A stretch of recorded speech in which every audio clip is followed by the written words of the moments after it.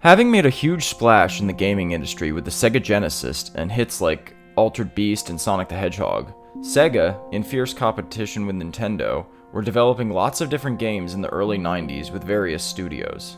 Ecco the Dolphin, originally codenamed internally as Dolphin, was a passion project spearheaded by developer Ed Annunziata, who had been partially inspired by the book Sounding by Hank Searles, which featured a whale's perspective and echolocation.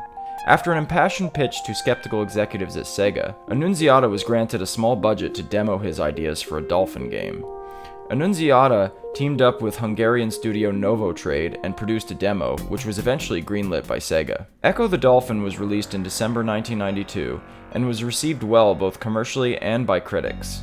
Ecco's storyline is both unique and quite strange, opening with the mysterious disappearance of Ecco's pod. After speaking with various other creatures, Ecco seeks out the whale, Big Blue, in order to help him find his pod. From here, the game's storyline gets very strange, to say the least, and incorporates science fiction and time travel elements.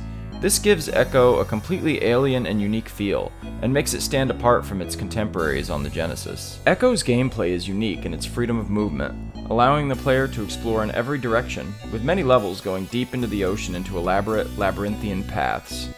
The goal of each level can vary, from defeating bosses to rescuing other dolphins and leading them to other pods.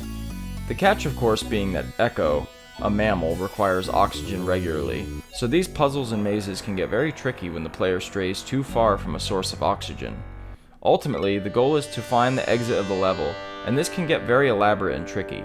Ecco's emphasis on exploration and maze-like levels could arguably make it one of the first Metroidvanias, albeit a proto-version.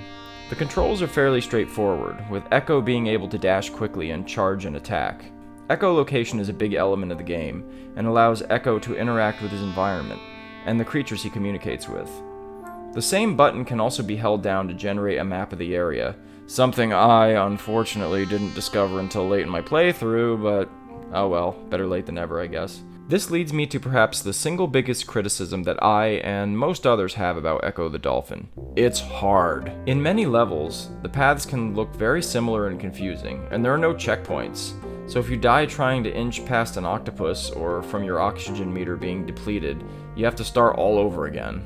Certain parts of the game can be cryptic and quite frankly unforgiving in their difficulty, such as trying to open up a boulder path with a starfish ring and getting the ring stuck in the wall. I think we've all been there if you've played this game.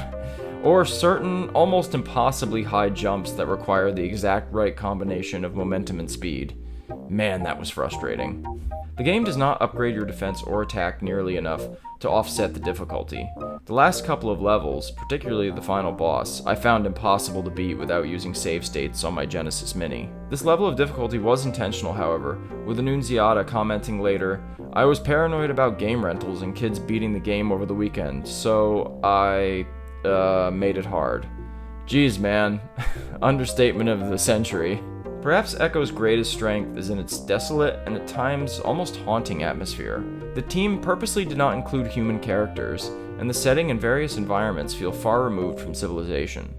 The environments are very colorful, yet dark, and at times look absolutely stunning for their time. The immersive music offsets the mood and the oceanic environments extremely well, with Annunziata even playing songs by the progressive rock band Pink Floyd to the composers to demonstrate the kind of atmosphere he wanted for the game. This is even referenced in the penultimate level of the game titled Welcome to the Machine, a reference to one of Pink Floyd's songs. Overall, Ecco the Dolphin is a really impressive game for its atmosphere, music, sprite work, and visuals, and its gameplay is immersive and its controls are pretty easy to grasp. The game definitely suffers for its level of difficulty, however, which puts off a lot of people from really progressing through the game. It took me 20 years and having to resort to save states in later levels to finally finish it. But the way the storyline progresses and the later levels and music do reward the patient gamer who is willing to put in many hours and many deaths into it. In closing, I think Ecco could do well as a remaster or a remake with some modern tweaks such as upgrades in defense and health, and save states. Let's hope Sega someday dips their toes back into this franchise and give Ecco his swan song.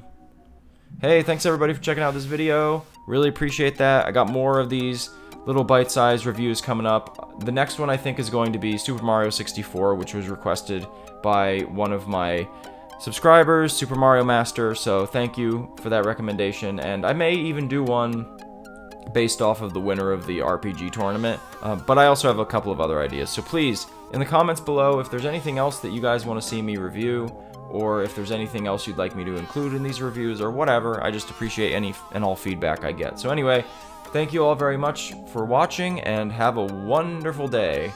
I want to say peace, but